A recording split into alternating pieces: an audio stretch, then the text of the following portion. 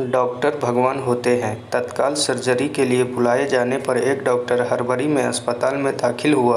उसने जल्द से जल्द कॉल का जवाब दिया, अपने कपड़े बदले और सीधे सर्जरी ब्लॉक में चला गया। उसने लड़के के पिता को हॉल में डॉक्टर का इंतज़ार करते हुए पाया।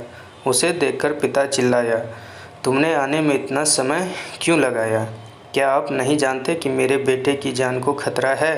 क्या आपको जिम्मेदारी का कोई एहसास नहीं है? डॉक्टर मुस्कुराया और बोला, मुझे खेद है, मैं अस्पताल में नहीं था और मैं कॉल प्राप्त करने के बाद जितनी जल्दी हो सके आया। और अब मेरी इच्छा है कि आप शांत हो जाए ताकि मैं अपना काम कर सकूं। शांत हो जाए? क्या होता अगर आपका बेटा अभी इस कमरे में होता, तो क्या आप शांत होते? अगर आपका अपना बेटा मर जाए तो आप क्या करेंगे? पिता ने गुस्से से कहा। डॉक्टर फिर से मुस्कुराया और जवाब दिया, मैं वही कहूँगा जो अय्यूब ने पवित्र पुस्तक में कहा है, धूल से हम आए और धूल में हम वापस आ गए। भगवान का नाम धन्य है। डॉक्टर जीवन को लंबा नहीं कर सकते। जाओ और अपने बेटे के लिए विनती करो। हम भगवान की कृपा से अपनी पूरी कोशिश करेंगे। सलाह देना जब हम चिंतित नहीं हैं तो इतना आसान है।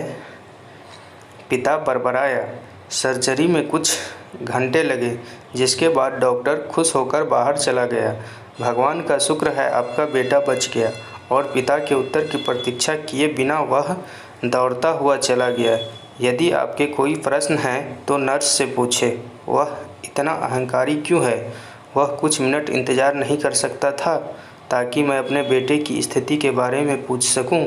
डॉक्टर के जाने के कुछ मिनट बाद नर्स को देखकर पिता ने फिर से टिप्पणी की।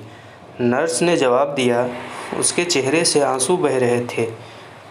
उसके बेटे की कल सड़क दुर्घटना में मृत्यु हो गई। जब हमने उसे आपके बेटे की सर्जरी के लिए बुलाया तो वह अपने बेटे को दफनाने जा रहा था और दफनाना छोड़ तुम्हारे बेटे को बचाने आया, और तुम उसके बारे में ऐसा सोच रहे हो। अब जबकि उसने तुम्हारे बेटे की जान बचाई है तो वह अपने बेटे की दफनाने के लिए दौड़ना छोड़ दे। इसीलिए कभी भी किसी को जज मत करो, क्योंकि आप कभी नहीं जानते कि उनका जीवन कैसा है और वे क्या कर रहे हैं। तो दोस्तों, अगर ये कहानी आपके दिल की छू गई हो तो कृपया चैनल को सब्सक्राइब करें और वीडियो को लाइक करें। धन्यवाद।